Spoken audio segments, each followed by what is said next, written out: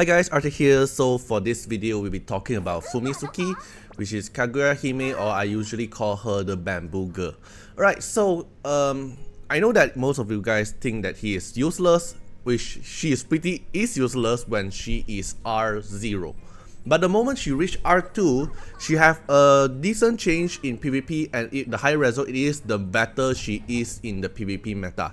So you won't see her a lot in current PvP meta because most of us didn't actually pull for her, or we still didn't find the value of her. So if we take a look at R2, Bamboo Cutter, the S1 here will able to dispel 2 buff from the target before casting an ability, which means before she used the S1 to actually hit the target, they will dispel 2 buff first, which very high chance is the immunity buff as well. Then your S1 here will inflict buff blocker, which means your S1 here is actually dispel plus buff blocker. And not just that, the buff blocker here with the passive itself, if your HP is above 50%, you're gonna stun them. This stun cannot miss and cannot resist, so this stun is guaranteed hit, and most likely you're gonna dispel the immunity on the enemy because you are R2, right? But the thing is, after inflicting stun, she cannot inflict another stun on the target, so it is okay because you don't really rely on the stun, because most likely you want the buff blocker. Because if you watch my previous video, the current meta, which is the Mavis Jinchu meta, their biggest weakness is buff blocker, and she can very consistently apply buff blocker as long as the enemy target is 50% HP below. She can just keep on casting S1 to apply this spell and buff blocker to the enemy team. And not just that, your S3 here can also inflict disease and critical down. So crit rate down here is a very good counter to Iki, because Iki's passive damage can actually crit. So the crit rate down here will actually affect. And the disease here is very good to counter R6 Lien or those tank expert, especially the current meta, which is the tank meta. The tank meta here, a lot of us is gonna use like Lien, you're gonna use like Sally, Clara, all these tank team to actually protect Iki, right? But disease here will actually mess up the enemy team here because they're no longer able to heal unless they cleanse it. So disease here is gonna mess up the team. Buff blocker is gonna mess up the Jinchu Mavis team. The dispel here is gonna mess up enemies' immunity. So she is actually a very strong PvP only Esper when she's R2. Her minimum is like R2 to actually be functionable. Then this one here is bonus stuff, this one here is bonus stuff. So this one is like dispel her own debuff at the start of the turn, is good to have. Then she get this buff forever, so she no longer have the condition 50% above, which I don't think is that important as well. Most important is R2. So the moment you reach R2, you can just keep on consistently apply buff blocker, dispel, and then stun as well. And then if you cast S3, it's gonna be disease and crit rate down. And because she's also a tank Esper, she can get herself shield if you get her definite, and then you get shield as well when you're casting S3. So she's actually a very strong Esper to counter the current meta of Mavis, Jinchu, and Iki as well. Alright, so let me show you a showcase provided by Breville. Okay, so this showcase here is for Beat Bout. Okay, so for Beat Bout. So let's take a look here. Let me reduce the volume. Okay, I'll explain through the whole thing, right? So this is Breville, so of course, this is a R6 team. But enemy isn't a bad team either, because there's R6 Lane, all those things here. But I think this is the best showcase to actually show how strong Fumitsuki is, considering she's actually able to counter the current meta. But I'm not encouraging you guys who are not a PvP lover to actually go for Fumitsuki. You can actually wait for Fushi's kit came out first, then you only decide if you want her, because she only functionable when she's R2. Before that, she's not functionable. So I don't encourage you guys to actually pull for her at the moment unless you really like her kit. Alright, so let's take a look.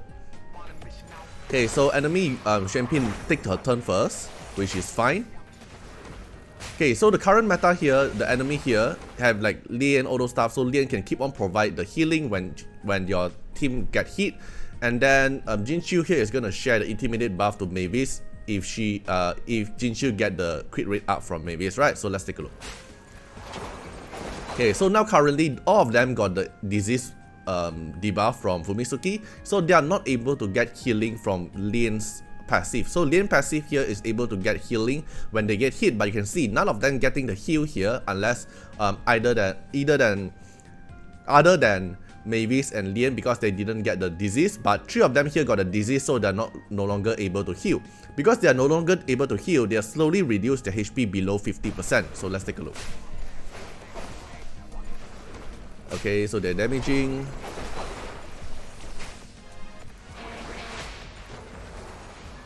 Okay, Jinchu died.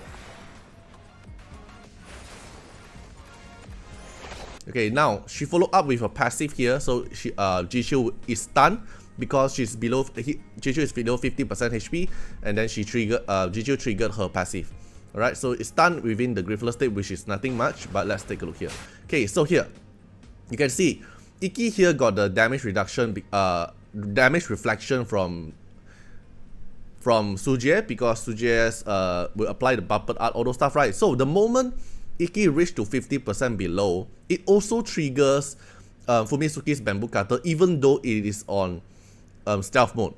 So stealth mode shouldn't get countered by Avatara, shouldn't get countered by Anna's counter attack. All those counter attack stuff shouldn't affect. But Fumitsuki's one is not the case. Fumitsuki's one will cast the S1 tracing damage as long as the target HP is below 50%. So you can see Iki's HP is below 50% now. So Fumitsuki follow up with her S1, and then the S1 kills Iki. And then Iki got disease as well. So no, it doesn't matter Iki is in stealth mode or not. As long as the moment Iki got 50% below, then he will straight away get a follow-up damage from Fumitsuki, and Fumitsuki just killed him. Okay, then more damage here. And you can see they are not getting healed because of the disease. Okay, then Archibald does some damage here.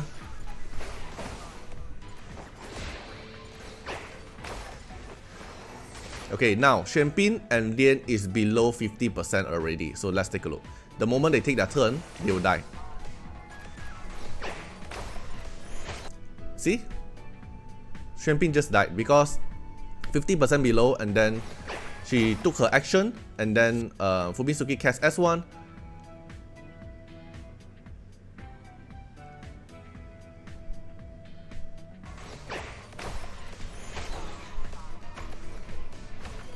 Okay, then another thing coming soon.